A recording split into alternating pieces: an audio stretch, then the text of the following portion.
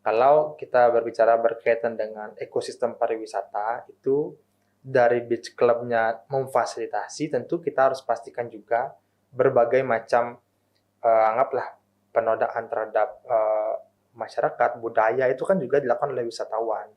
Jadi kita harus lebih mendorong pemerintah agar sedikit demi sedikit bergeser dari mass tourism menuju quality tourism.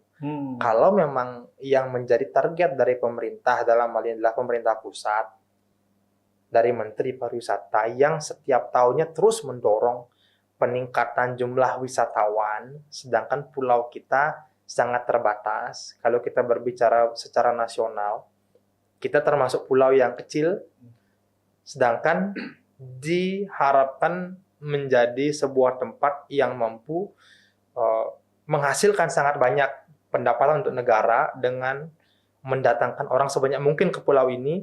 Tentu itu sangat-sangat akan merugikan pulau ini.